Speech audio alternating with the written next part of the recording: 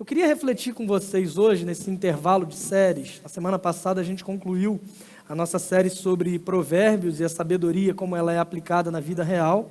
Na semana que vem a gente vai começar uma nova série, que vai ser divulgada aí ao longo da semana. E nesse intervalo, que foi exatamente o lançamento do ano de atividade, eu queria que a gente pensasse um pouco sobre qual é a nossa postura enquanto cristãos diante de tantos desafios que se apresentam para nós nesse contexto de atividades de serviço da igreja local.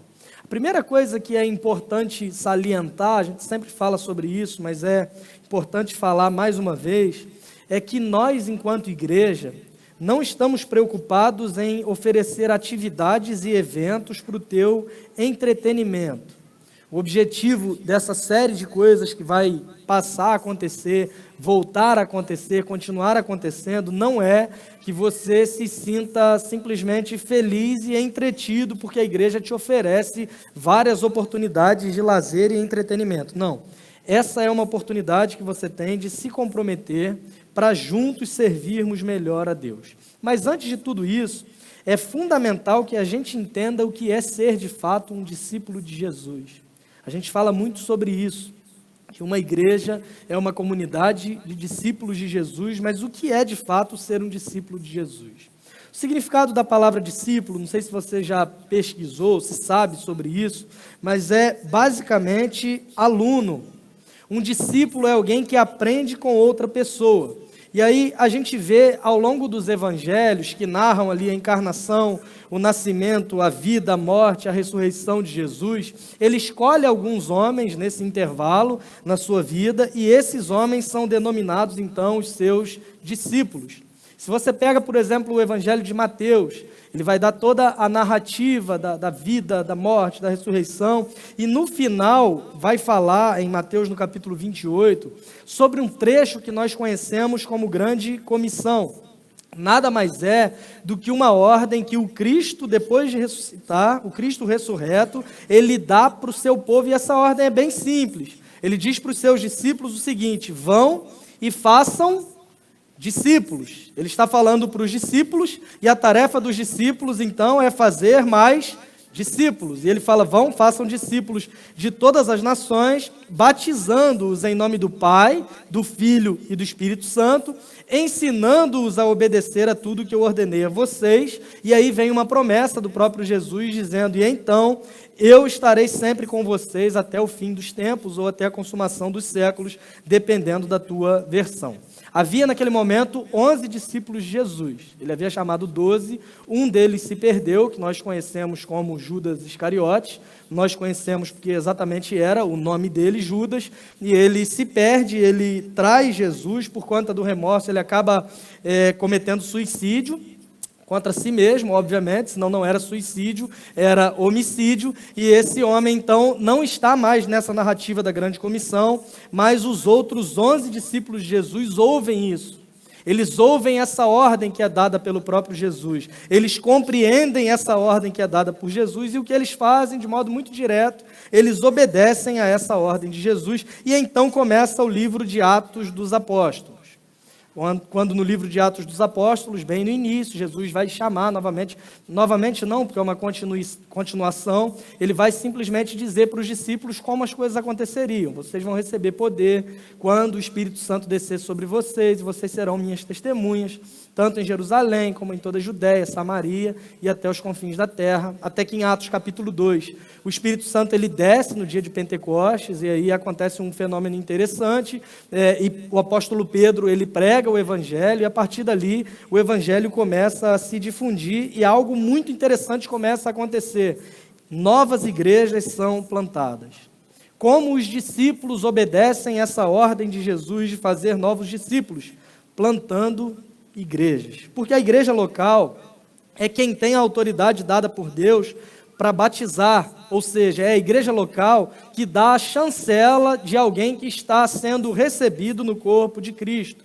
É na igreja local também o lugar onde pessoas aprendem a obedecer a palavra de Deus. Então, de forma muito clara e muito direta, um discípulo de Jesus Cristo necessariamente é alguém que está ligado a uma igreja local.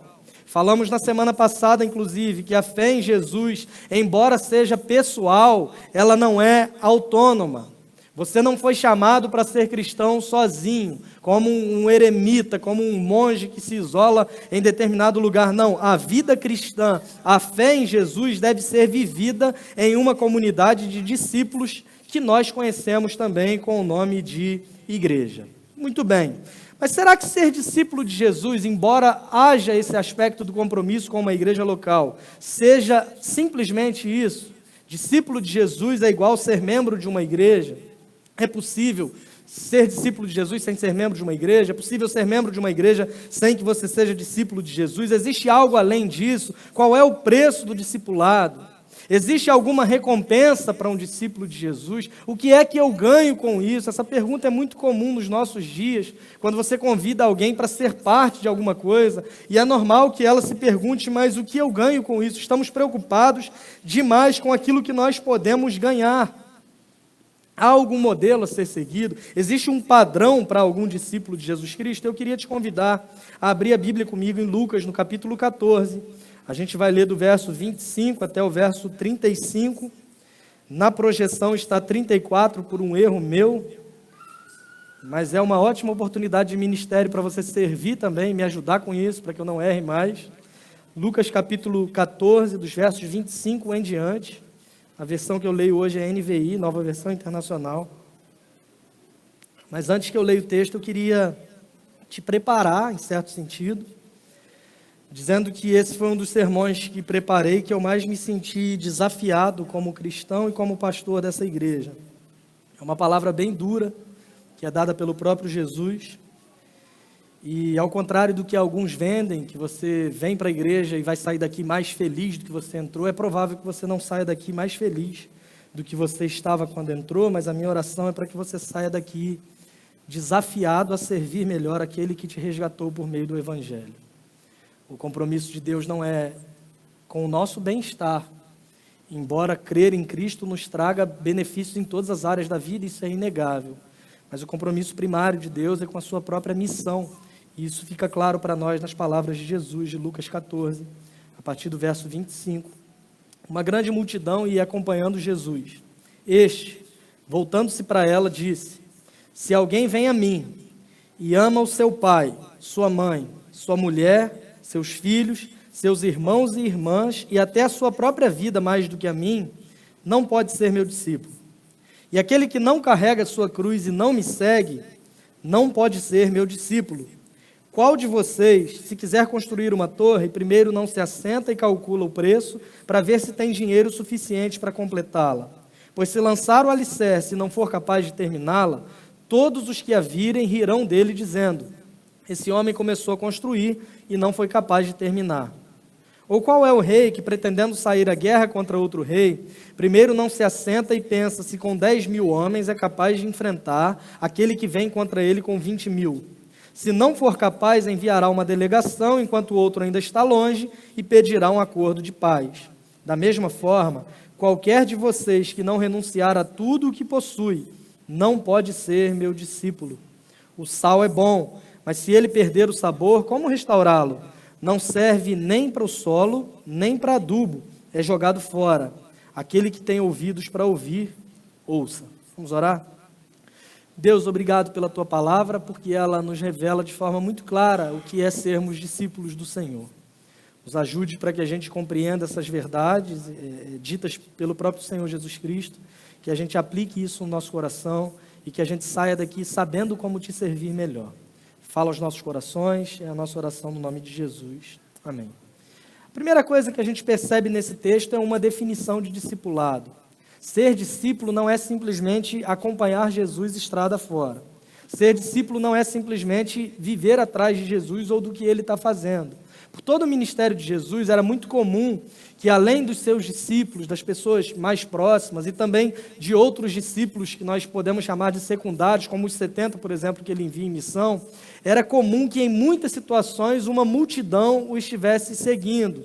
As pessoas o acompanhavam. Algumas delas gostavam do que viam. Ele fazia milagres, ele multiplicava pães e elas comiam desses pães. Ele multiplicava peixes, elas comiam desses peixes. Elas tinham acesso a alguns entre aspas, espetáculos, porque elas viam curas sendo realizadas. Pessoas que eram cegas e reconhecidamente cegas. Pessoas que viveram toda a vida ali, todo mundo sabia quem era. Essas pessoas restauravam a visão, paralíticos eram curados e uma série de coisas acontecia. Mas nesse texto, de forma muito específica, exatamente isso está ocorrendo. Jesus está passando por alguns lugares e uma grande multidão o está acompanhando, até que ele para tudo, se vira para essa multidão e profere as seguintes palavras: se alguém vem a mim, ou seja, vocês estão vindo a mim, vocês estão me ouvindo, vocês estão me acompanhando, mas eu quero que vocês saibam que se alguém vem a mim, e essa pessoa ama o seu pai, sua mãe, sua mulher, seus filhos, seus irmãos e irmãs, e até a sua própria vida mais do que a mim, não pode ser meu discípulo. E aquele que não carrega a sua cruz e não me segue, não pode ser meu discípulo. Jesus não está dando para esses homens a opção de decidir em qual área da vida eles querem seguir Jesus, e em qual área da vida eles querem ser autônomos e deuses de si mesmos. Jesus está dizendo para esses homens o seguinte: eu não me importo que vocês me sigam, me acompanhem, eu quero que vocês entendam o que é de fato ser um discípulo. Ser um discípulo não é alguém que acompanha os espetáculos ou é beneficiado pelo que Jesus faz, mas é alguém que entende o valor do que nós chamamos de compromisso. O grande evangelista Billy Graham, ele tem uma frase bem interessante, que ele fala o seguinte: a salvação é de graça, mas o discipulado custa tudo o que temos. A salvação, ela é de graça, não fizemos nada para merecer, recebemos por pura bondade e amor de Deus, mas o discipulado custa tudo o que temos. E talvez para se safar disso, você diga: então eu tenho a opção de ser salvo e não me tornar um discípulo, já que a salvação é de graça e o discipulado custa tudo, eu não quero me envolver com esse negócio de ser discípulo, eu me contento em simplesmente ser alguém salvo e eu vou seguindo Jesus. É para esse tipo de gente que Jesus está respondendo no verso 26.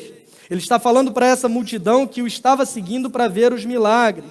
Pessoas que ou eram curiosas ou eram, em certo sentido, beneficiárias daquilo que ele estava fazendo, o que não é muito diferente dos nossos dias. Muitas pessoas hoje buscam Jesus por curiosidade, por interesse naquilo que ele pode fazer. Aliás, algumas igrejas prometem, inclusive, esses benefícios como se fossem o próprio Deus.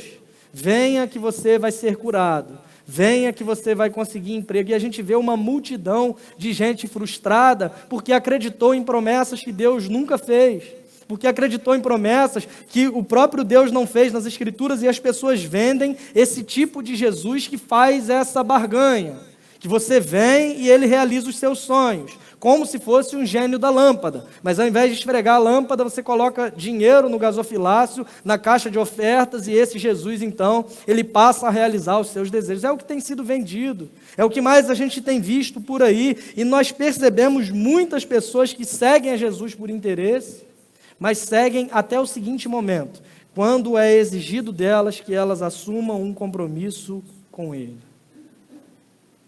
É para essas pessoas que Ele se dirige dizendo: se você ama a tua família, se você ama a própria vida mais do que você me ama, você não serve para ser meu discípulo. É uma palavra dura, mas é uma palavra também muito direta. Não há margem para muita interpretação diferente aqui, porque Jesus está sendo muito claro. Se você ama qualquer outra coisa mais do que você ama a mim, você não serve para ser meu discípulo, porque quem não carrega a sua cruz e não me segue, não pode ser meu discípulo, porque ser discípulo envolve compromisso, e esse compromisso deve ser evidenciado em todas as áreas da sua vida. Não há opção de escolha. Não há opção de decidir, de você escolher, decidir, pensar em qual área eu quero me submeter ao senhorio de Cristo, em qual área eu não quero me submeter ao senhorio de Cristo. Não há essa opção. Amar os seus filhos, a sua esposa, os seus irmãos, suas irmãs, isso é importante? Obviamente que sim.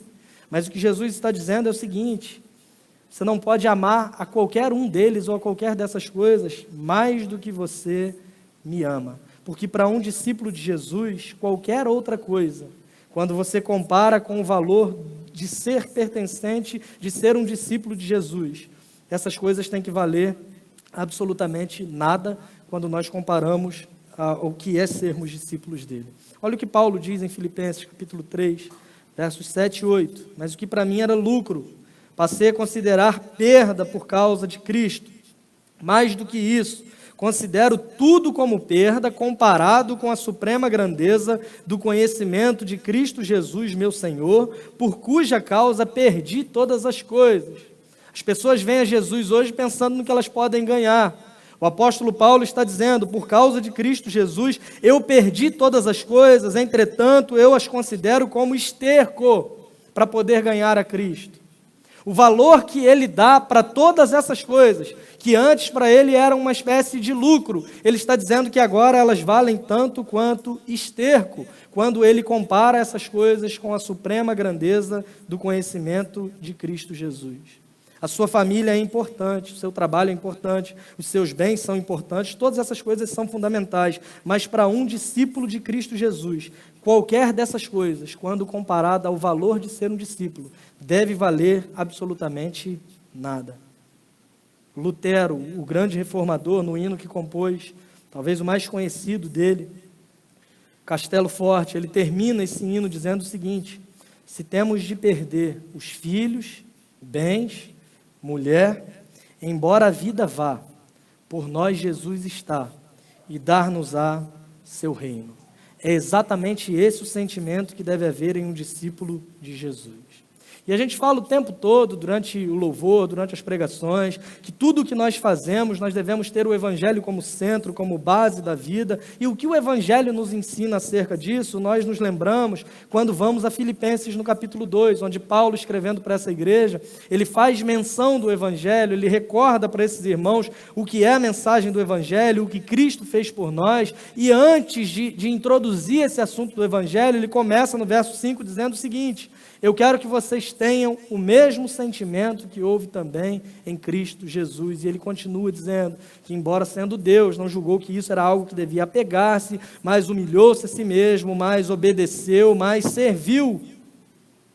Será que você, como um discípulo de Cristo que é, ou que deveria ser, tem tido o mesmo sentimento de Cristo Jesus? O próprio Deus abriu mão de tudo e se tornou homem como um de nós. Foi obediente, se humilhou, serviu. E às vezes nós que nos dizemos discípulos de Jesus fazemos o caminho inverso. Porque somos homens, mas em muitas situações nós queremos nos portar como deuses de nós mesmos. Sou eu que decido a minha história. Eu faço o que eu quero. Eu que planejo, eu vou fazer do jeito que eu planejei, e meio que tentamos obrigar Deus a dar o aval para os nossos planos. Porque o Senhor vai ter que me abençoar, afinal de contas eu sou o dizimista fiel. Porque o Senhor vai ter que me abençoar, afinal de contas eu contribuo para o programa de televisão. O Senhor é obrigado a me abençoar, porque eu votei em candidato tal. E a gente vai criando alternativas para tentar mostrar que Deus, ele deixa de ser Senhor, e nós somos os senhores da nossa própria existência. Jesus está dizendo para essas pessoas: você quer ser meu discípulo?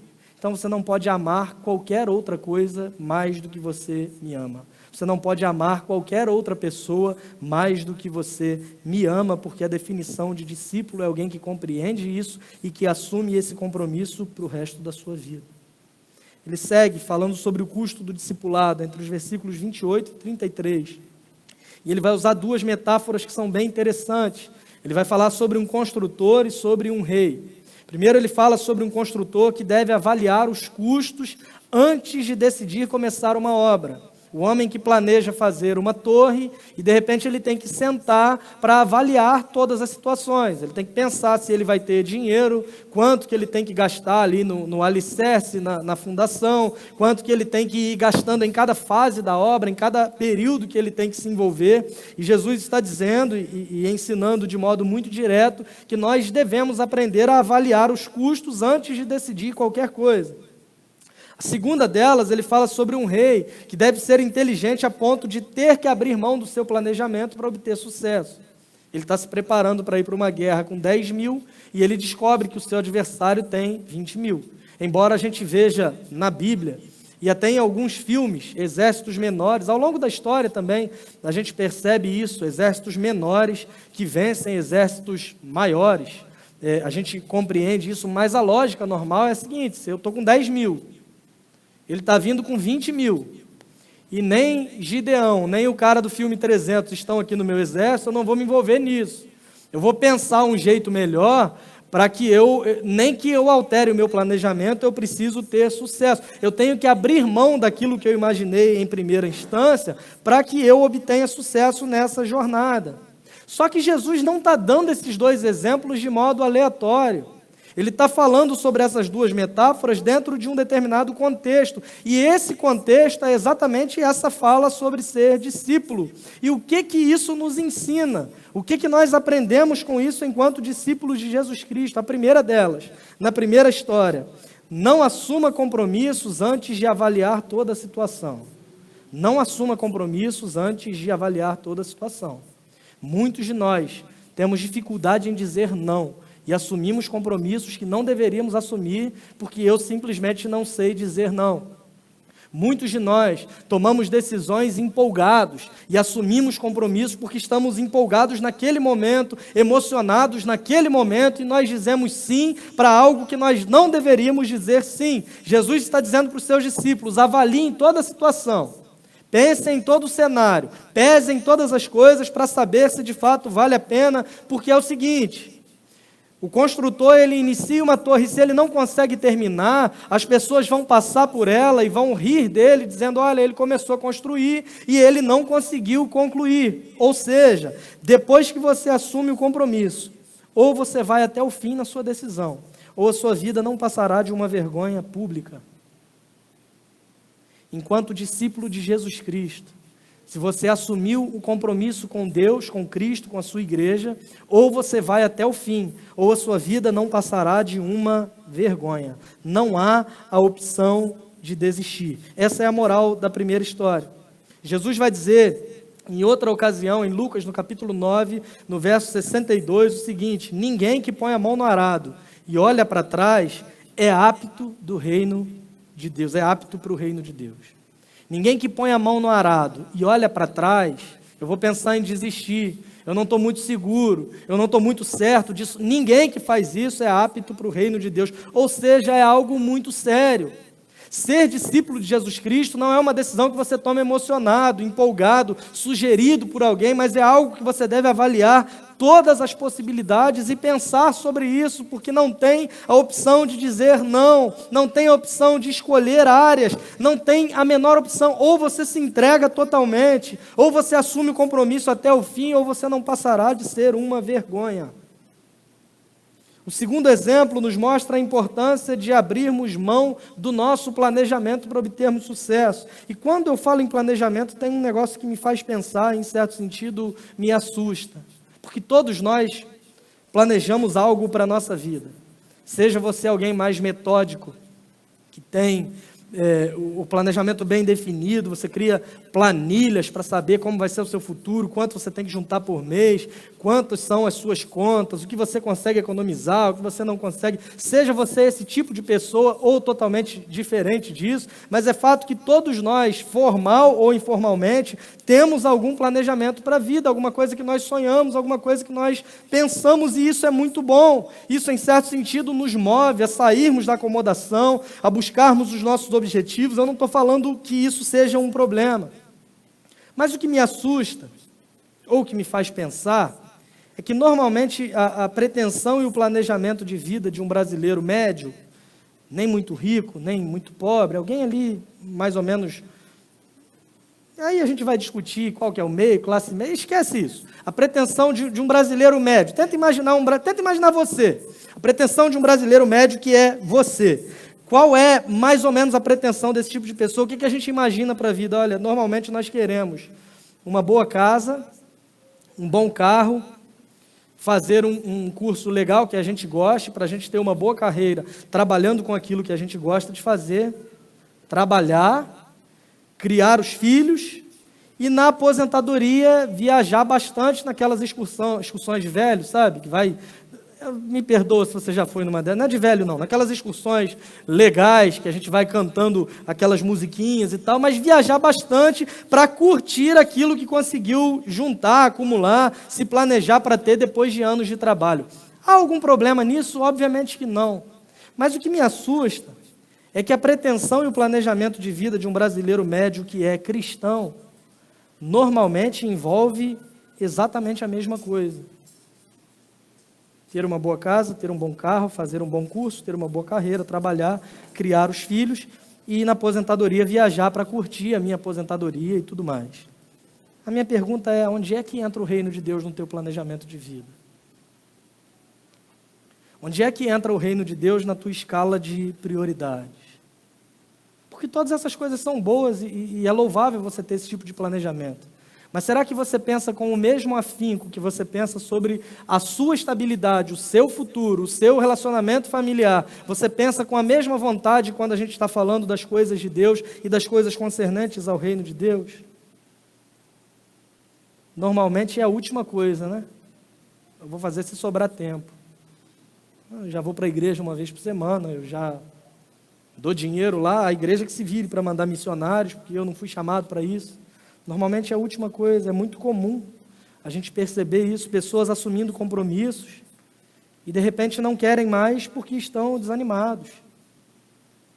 Eu quero ser um discípulo de Cristo, eu quero servir a igreja local, eu quero me envolver com ministérios, com planejamento, tanta coisa boa acontecendo, e de repente no primeiro sinal de que as coisas não estão do jeito que você gostaria, a pessoa fala assim, sumi da igreja realmente, estou desanimado, não estou mais com vontade de ir. Só que eu não vejo com tanta frequência assim uma pessoa falar para mim, pastor, eu desanimei do meu trabalho. O que você fez? Parei de ir, não estava mais com vontade. Normalmente o que a gente faz? Eu desanimei do meu trabalho e continuo indo. Claro, eu preciso disso. Esse é um compromisso que eu tenho. No meu trabalho, eu não sou movido pelo meu estado de humor, mas eu sou movido pela minha necessidade ou pelo compromisso que eu tenho. Por que para ser discípulo de Jesus as coisas são diferentes?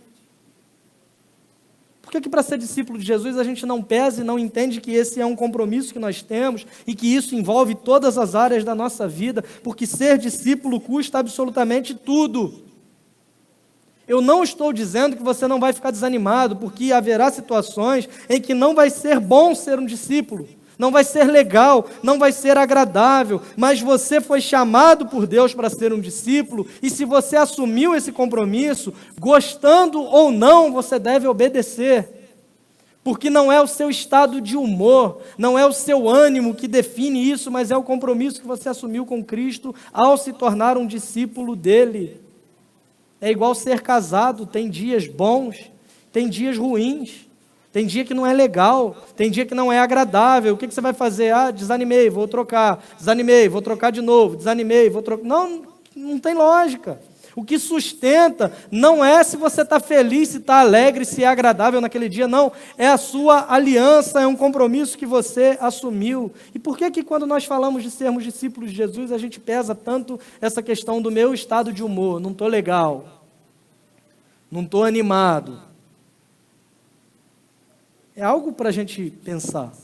E o que o Evangelho nos ensina sobre isso? Que nem sempre vai ser fácil.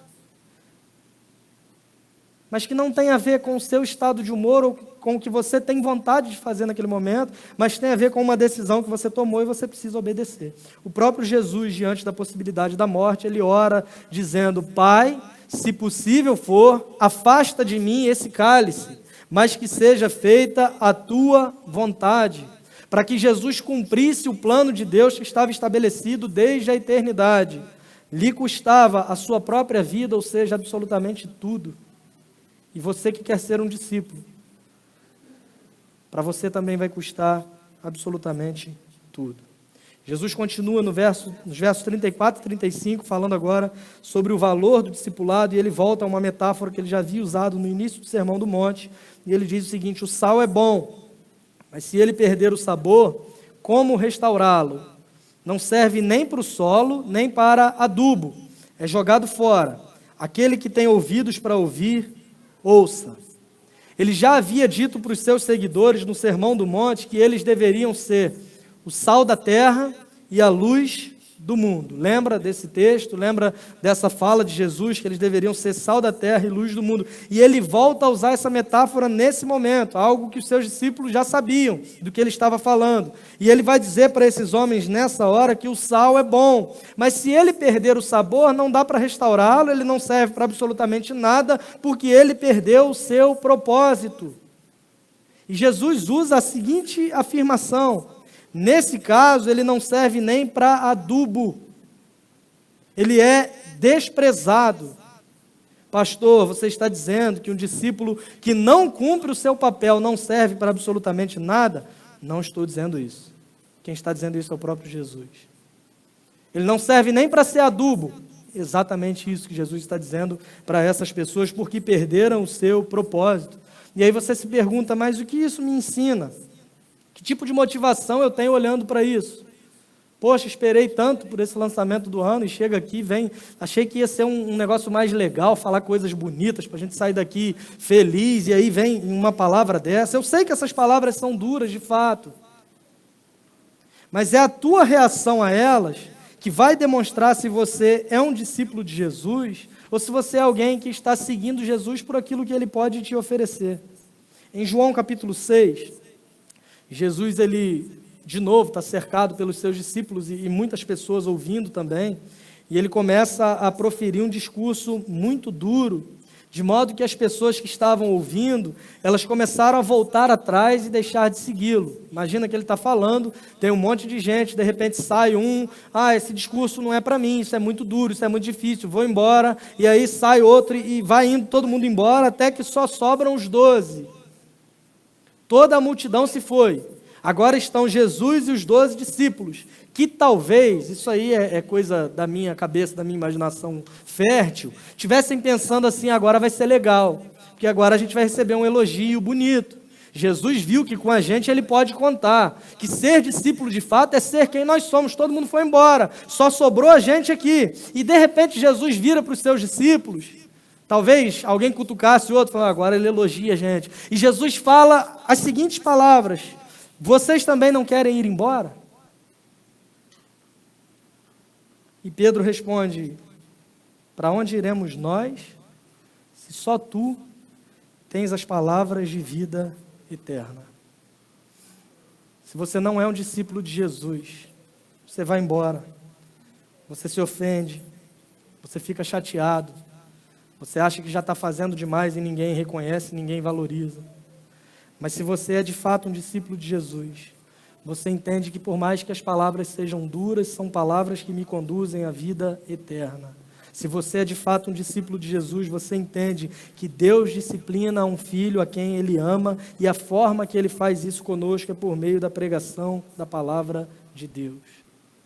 Mas tem um ponto interessante também, que ser discípulo de Jesus não traz simplesmente esse peso da responsabilidade, mas é para nós também um enorme privilégio. É uma palavra muito dura, mas ser discípulo de Jesus Cristo vale a pena. E eu queria que você pensasse nesses 11 iniciais, nesses homens que eram extraordinariamente comuns. Não eram grandes mestres, grandes conhecedores. A gente tinha entre os discípulos alguns pescadores, um cobrador de impostos que era alguém mal visto pela sociedade. A gente tinha um que era considerado rebelde, por exemplo, ou seja, há esperança para você também que é rebelde. Mas eu queria que você pensasse o seguinte: o que é que foi feito na história a partir desses homens tão comuns? De modo muito claro, qual o benefício que nós temos com isso? O Evangelho chegou até nós por meio desses homens comuns, que não tinham nada de absolutamente extraordinário, mas que assumiram um compromisso, que honraram um compromisso e que foram usados por Deus para que o Evangelho se expandisse e chegou até nós. E agora o que a gente faz diante disso? A gente para? A mensagem para em nós? Ou nos dispomos e assumimos o compromisso para que o Evangelho alcance outros também, nossos amigos, familiares, colegas de trabalho? O que esses homens tinham, que às vezes falta em nós, é disposição para obedecermos, porque entendemos o que é de fato ser um discípulo.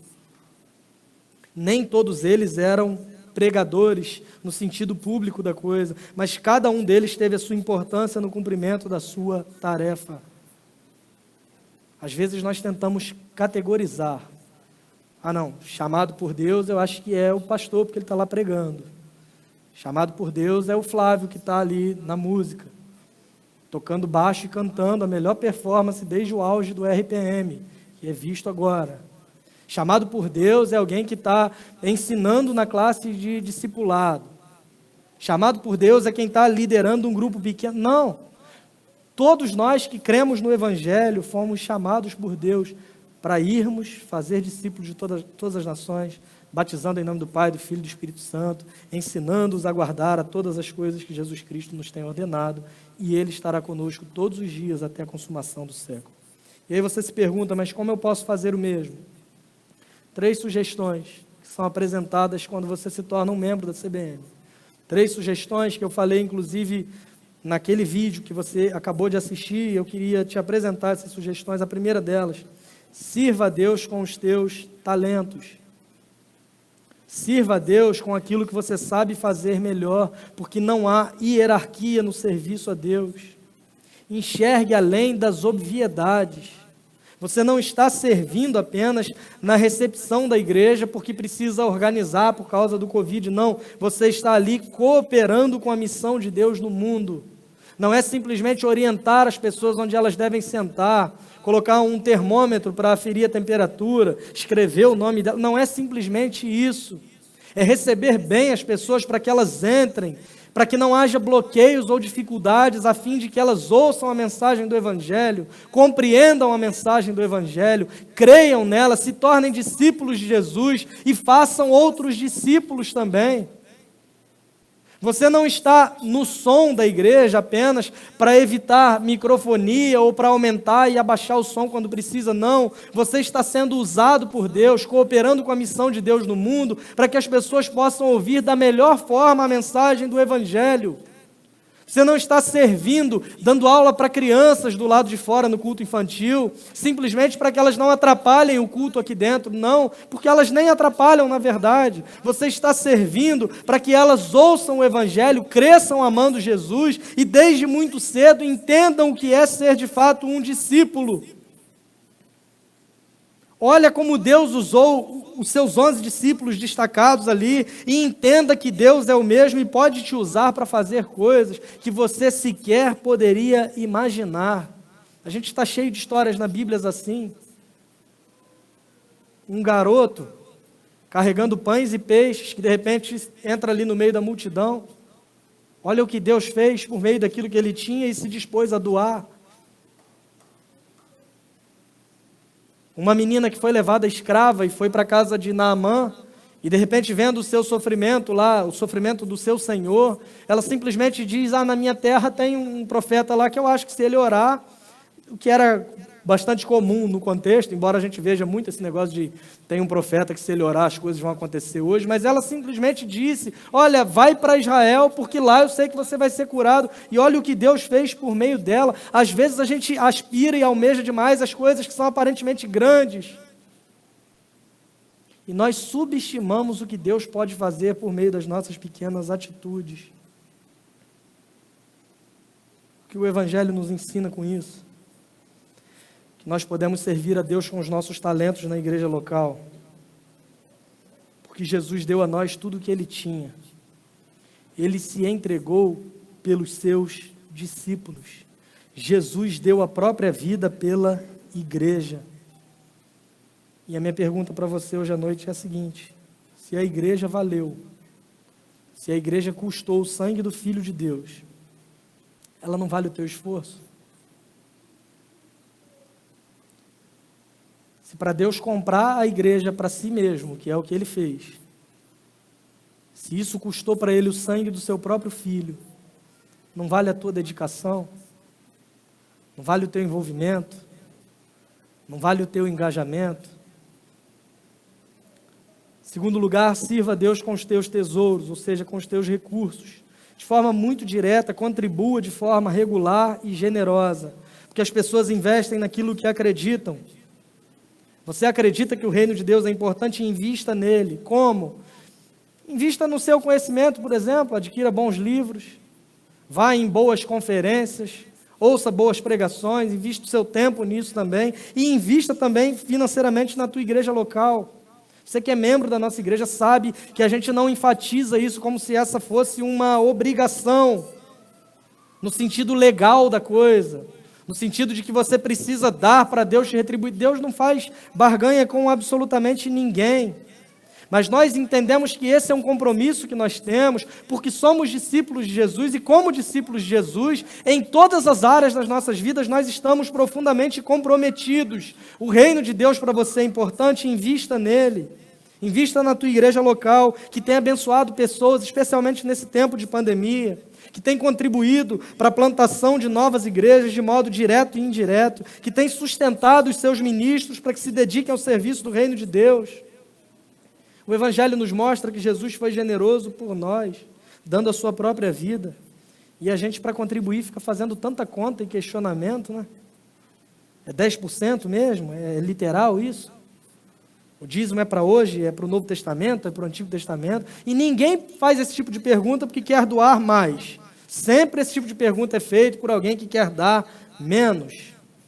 Seja generoso, não é para comprar o favor de Deus. Seja generoso não é para merecer alguma coisa de Deus, porque você não vai merecer absolutamente nada, mas seja generoso porque você compreendeu o Evangelho, e por compreender o Evangelho você se tornou um discípulo de Jesus Cristo, e por ser um discípulo você está comprometido em todas as áreas da sua vida. Se for para contribuir com esse pensamento do que Deus pode me dar, ou de que eu estou comprando o meu direito ou algum cargo na igreja, faz um favor para você mesmo, não doe mais. Vai tomar sorvete com a sua família com esse dinheiro, vai aproveitar esse dinheiro de uma outra forma, porque Deus não precisa disso. Ele tem o seu povo, tem a sua igreja, Ele definiu que a sua igreja seria mantida com a doação, com ofertas, com dízimos do seu próprio povo, e Ele não precisa disso, a igreja dele Ele vai sustentar. Mas se você compreende que ser um discípulo de Cristo te impulsiona a ser generoso, porque Cristo foi generoso contigo na mensagem do Evangelho, invista no reino de Deus, servindo a Ele com os teus tesouros. E por último, sirva a Deus com o teu tempo. O teu trabalho é importante. Dedicar tempo à tua família é de extrema relevância. Dedicar tempo à sua família é muito mais importante do que gastar todo o tempo que você tem enfiado em uma igreja de segunda a segunda, com cultos diferentes, atividades diferentes, um ativismo religioso que tenta prender as pessoas pela agenda. Isso não é saudável. Deus não quer isso para a sua vida. Mas Ele quer que você também não vá para o outro extremo, de não dedicar tempo algum, de não me importar com absolutamente nada. Eu queria que você pensasse comigo, se 1h30 num domingo e 1h30 durante a semana no GPS é muito tempo para você dedicar a Deus. Partindo do princípio que você já tem a sua vida de oração, de devocional em casa. Eu estou falando da adoração comunitária, dos cultos públicos. Será que isso é demais para a gente se dedicar a Deus? Se você já serve em algum ministério da igreja, 1 ou 2 vezes por mês, será que é muito para você estar aqui servindo? Chegar um pouco mais cedo, ou talvez ter que vir de manhã e à noite? Além disso, se todos os membros da igreja estivessem envolvidos, comprometidos com alguma dessas atividades, isso poderia cair ainda mais, que é uma conta lógica. A gente tem mais pessoas para servir, a quantidade de semanas é a mesma, a gente vai dividir isso melhor e vai fazer até menos vezes. E não é para escolher 1 ou 2 dessas 3 coisas, mas todas elas refletem aonde está o coração de um verdadeiro discípulo de Jesus. Servir a Deus com seus talentos não te exime de dedicar tempo ou recursos.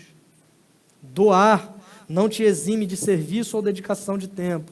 Dar tempo também, doar tempo, não te livra de serviço e de contribuir, porque tudo isso nos é exigido. Agora é óbvio que há fases da vida que você precisa se dedicar a outras coisas um pouco mais. É óbvio que todos nós passamos por épocas onde nós precisamos nos dedicar mais ao trabalho, a alguma questão familiar, à nossa própria saúde mental. Isso é óbvio, isso é claro. E a gente pode ter diálogo para isso, conversa com o teu líder de ministério, remaneja as datas, a tua agenda. O grande problema é que quando a coisa aperta, normalmente a primeira coisa que nós abrimos mão é aquela que nós menos valorizamos. Isso é uma orientação até para pessoas que estão com problemas financeiros. Você tem que cortar gastos, e a primeira coisa que você tem que cortar são as coisas que são supérfluas, ou seja, que você vive tranquilamente sem elas. E o que me assusta é que quando a coisa aperta, a primeira coisa que muitos que se dizem discípulos abrem mão é o serviço a Deus e ao seu povo. Como se pudessem ser discípulos sem fazer isso. Como se isso não lhes fizesse nenhuma falta. E é sobre isso que eu queria que você refletisse hoje e pensasse como ser um discípulo melhor. É uma responsabilidade muito grande, mas é um enorme privilégio que nós temos. Porque o Deus Todo-Poderoso, soberano, criador e sustentador de todas as coisas, que não depende de você para absolutamente nada, Ele tem uma missão, e Ele decidiu te convocar para ser parte dessa missão que Ele tem no mundo. Não há privilégio maior do que esse. Certa feita, em Lucas capítulo 18, Pedro ele vira para Jesus e diz o seguinte: nós deixamos tudo para te seguir. E Jesus responde para ele: digo-lhes a verdade, ninguém que tenha deixado casa, mulher, irmãos, pai ou filhos, por causa do reino de Deus, deixará de receber na presente era muitas vezes mais, e na era futura a vida eterna. Então eu vou seguir a Deus porque eu vou receber mais, porque Ele prometeu. Não. A ideia aqui é que um verdadeiro discípulo de Jesus, ele valoriza e ele prioriza as coisas de modo diferente.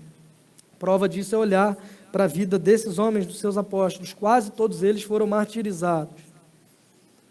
Um foi crucificado de cabeça para baixo, o outro foi morto pela espada, perdeu a cabeça. O outro foi crucificado numa cruz no formato de X. Outro foi colocado numa panela de óleo fervendo. Muitos deles sofreram coisas terríveis por causa do Evangelho e por causa do reino de Deus, mas nós temos a certeza que eles receberam muito mais, no sentido de que Deus fez coisas grandiosas por meio da vida deles e pode fazer por meio da tua também. Além de herdar a vida eterna, que é algo que nós ganhamos em Jesus Cristo, o que Deus pode fazer por nós, às vezes nós não conseguimos sequer imaginar. E aí eu fico te perguntando qual o legado que você quer deixar para os teus filhos, netos, para as futuras gerações. Alguém que viveu uma vida tranquila, uma vida na média, ou seja, medíocre.